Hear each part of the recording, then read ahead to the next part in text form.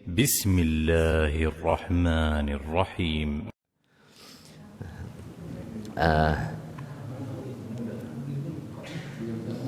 Jamaah salat subuh rahimakumullah, marilah kita mulai pengajian rutin kita di setiap Ahad pagi ini dengan bacaan umul kitab. Seraya kita berdoa kepada Allah Subhanahu wa taala. Mudah-mudahan kita senantiasa diberikan taufiq wal afiyah, dan dengan jalaran ngaji ini kita bisa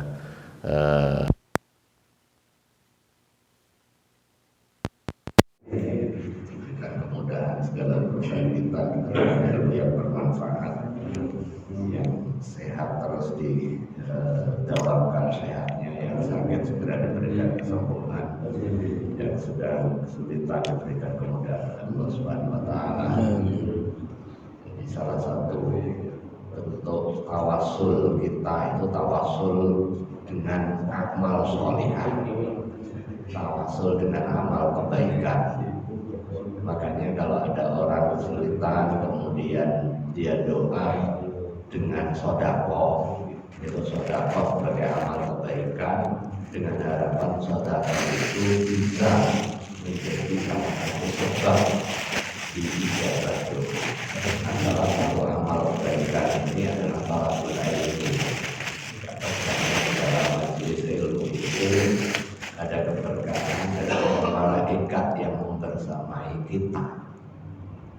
Ala diniyah wa ala diniyah sholihah wa ilhamdulillah Nabi Mustafa sallallahu alaihi wasallam. Syaikhulillah wal Fatihah. A'udzubillahi minasyaitonir rajim. Bismillahirrahmanirrahim. Alhamdulillahi rabbil alamin arrahmanir rahim maliki yaumiddin. Iyyaka na'budu wa iyyaka nasta'in. Shiratal ladzina an'amta 'alaihim.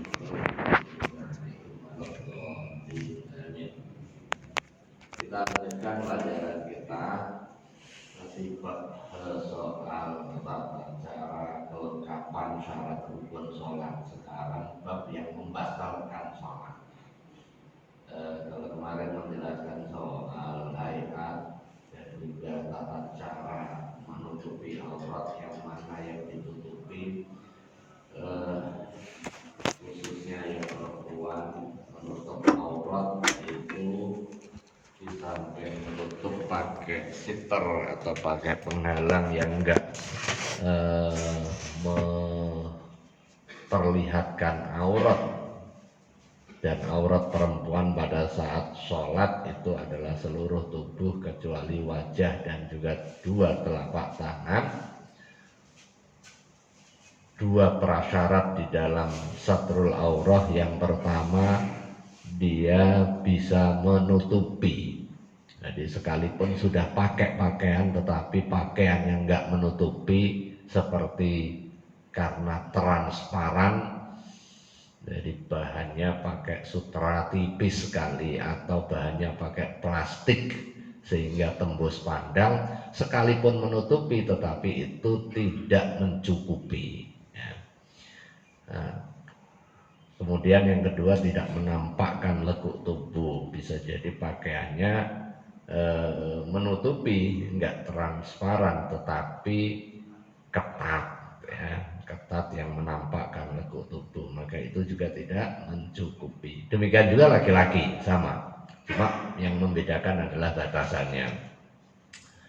Sekarang faslun, walladzi tabtulu bihi sholatu.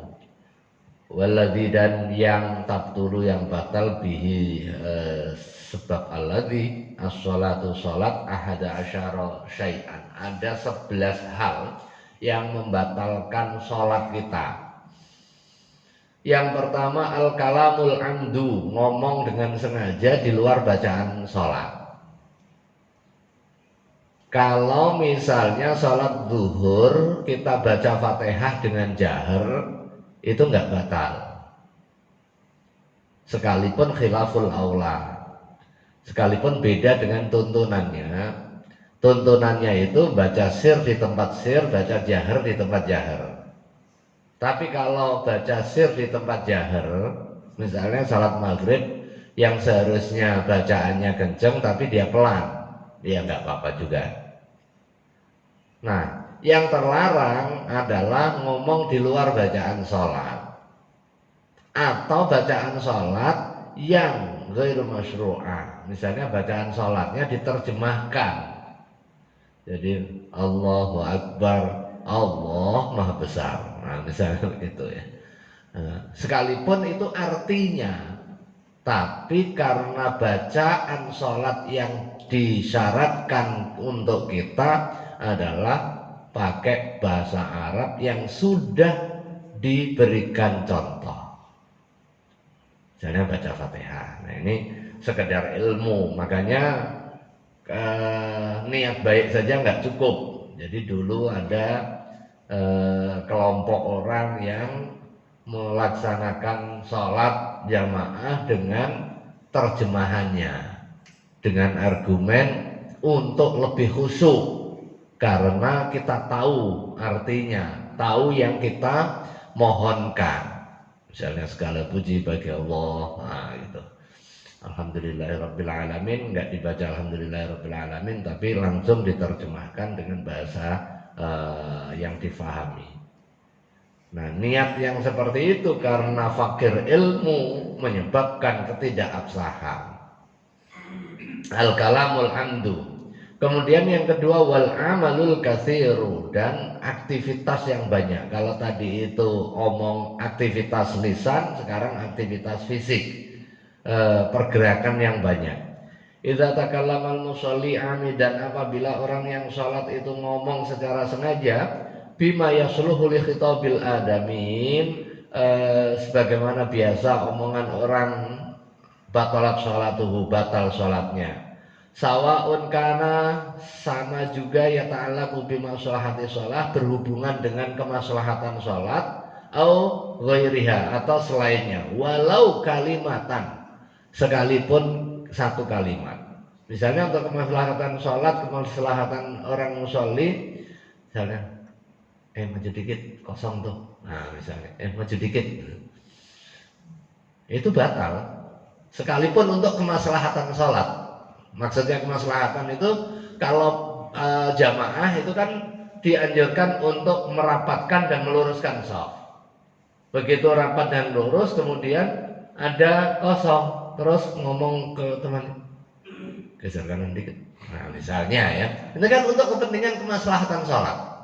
Walau demikian itu batal sholatnya, apalagi enggak untuk kemaslahatan sholat. Misalnya, bayar utang dulu, bayar utang dulu, mumpung ketemu ini dicari-cari susah gitu kan. Ketemunya pas sholat, nah, langsung diinjek kakinya, bayar utang dulu gitu. Itu batal sholatnya. Walau kalimat, sekalipun satu kalimat. Satu kalimat di sini, kalau kalimat bahasa Arab, bahasa Indonesianya kata. Jadi kalau kalimat bahasa Indonesia, bahasa Arabnya kalam.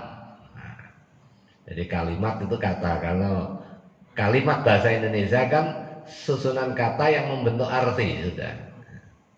Kalau kalimat dalam bahasa Arab itu kata, walau satu kata.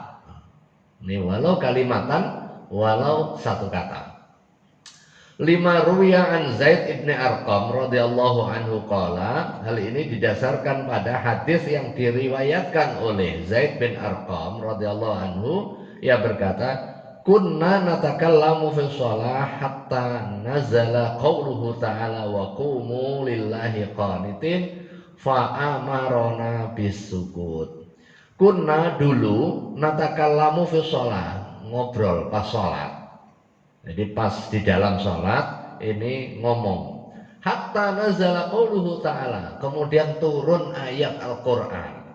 Wa qumu lillahi qanitin, dan dirikanlah sholat dengan penuh kekhusyuan, ketenangan.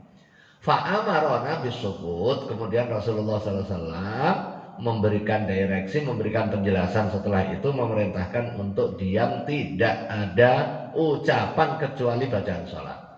Wa nuhina anil kalam, dan kami dilarang untuk ngobrol.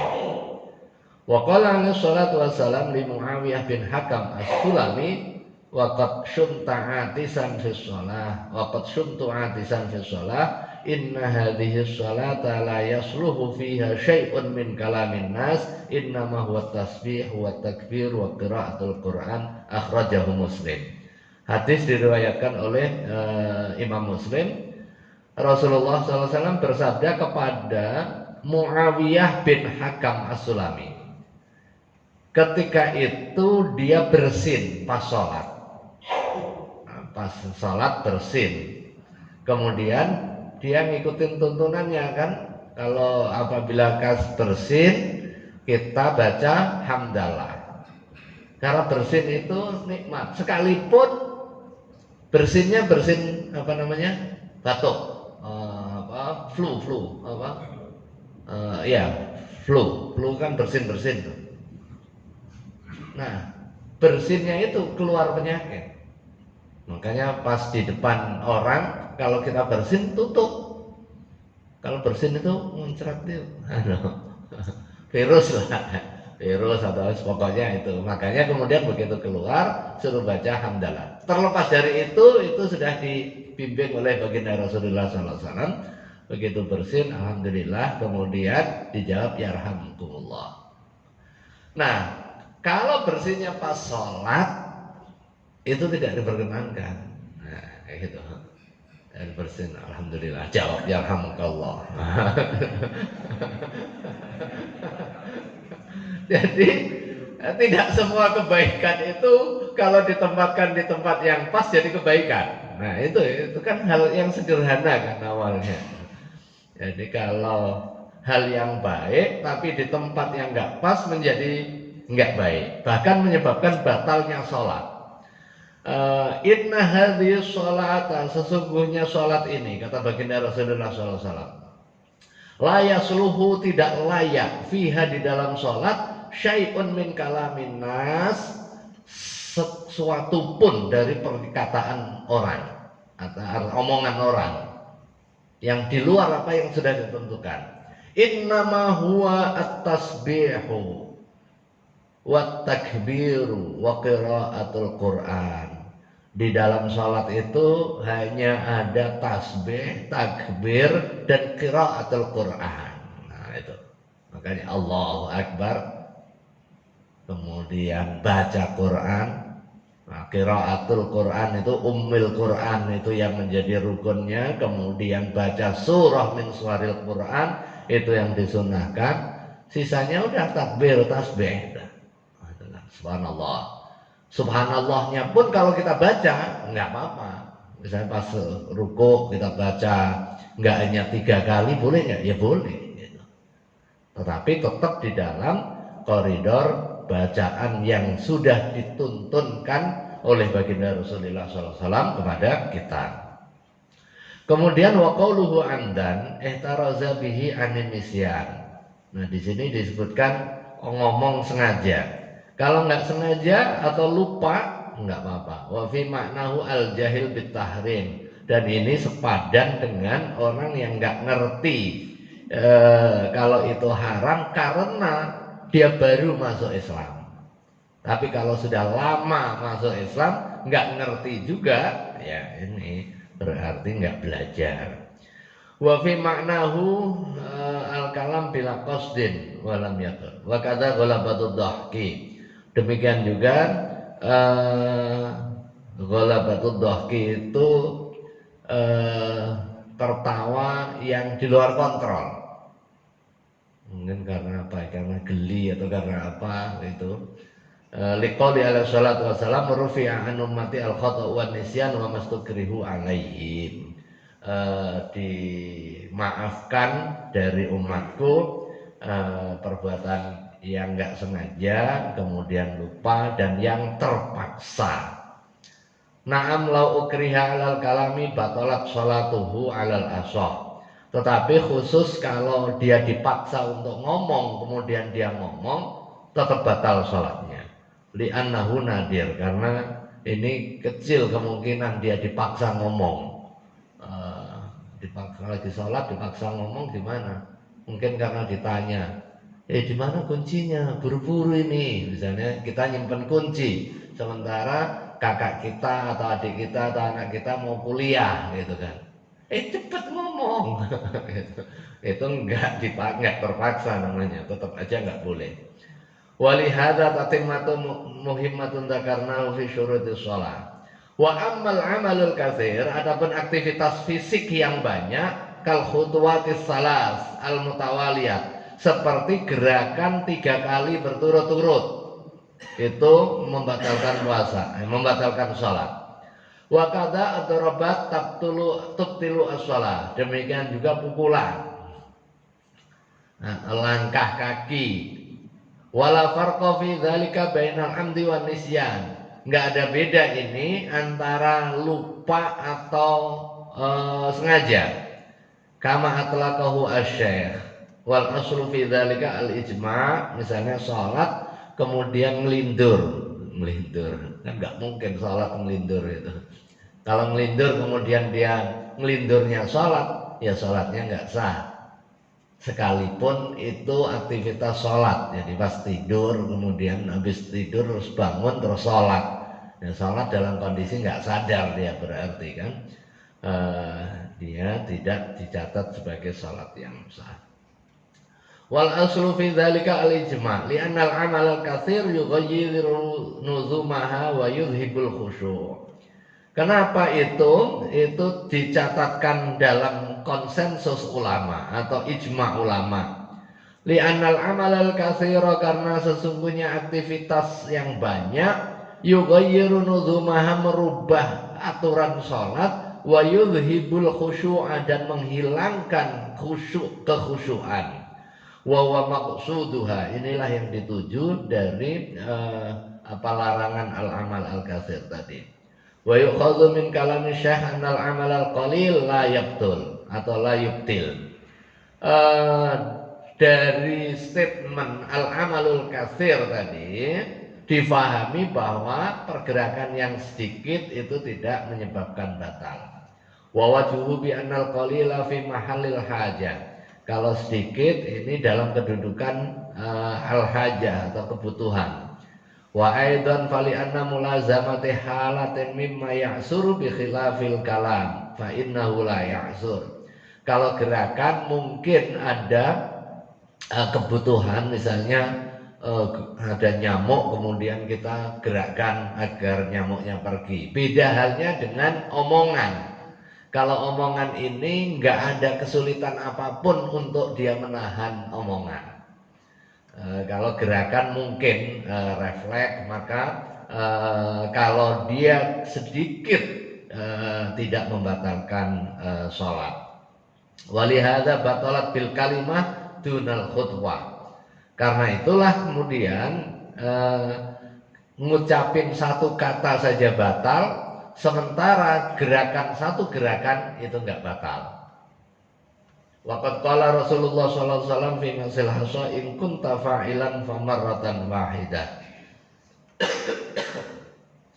Terkait dengan satu gerakan, apabila kamu mengerjakan sekali maka itu enggak batal ya. Rawahu Muslim. Yang berikutnya wal hadatsu. Yang ketiga hadas. Al hadas fi shalah yubtiluha amdan kana aw sahwan. Hadas di dalam sholat membatalkan sholat, baik sengaja maupun tidak.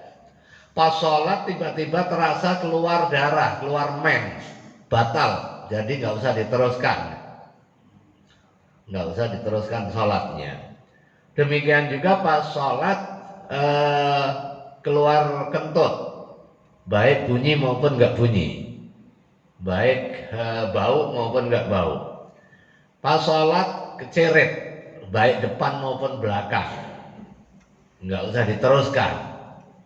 Kecuali orang yang beser, yang nggak bisa ngerekso, nggak bisa nahan, kontrol, kemudian waktunya sudah mepet, maka sholat pakai pempes itu bagian dari ma'fuat. Ada pengecualian. Orang yang salisul baul istilahnya itu, nggak bisa ngontrol. Ada juga penyakit yang seperti itu ya, apalagi yang sudah senior itu, kadang otaknya sama aktivitasnya, keduluan aktivitasnya. Nah, baru ketahuan, loh kencing ternyata. Kalau itu ada makfu ya. Wasawa'un sabaqahu amla liqaulihi idza fasa ahadukum fi sholatihi falyansharif falyatawadda wal yu'id sholatahu. Idza fasa, apabila seseorang kentut ya, ahadukum fi sholatihi, di dalam sholatnya, falyansharif, maka kemudian dia bubarkan sholatnya. Jadi bergeser, falyatawadda, kemudian wudu, wal yu'id salatahu, dan ngulangi salatnya. Nah, tanya sayang ini udah rakaat ketiga mau salat isya itu. Mau dilanjut aja deh. Enggak boleh. Beda dengan tawaf. Beda dengan sa'i. Kalau tawaf begitu batal, ya sudah, kita minggir wudu dan kita lanjutkan.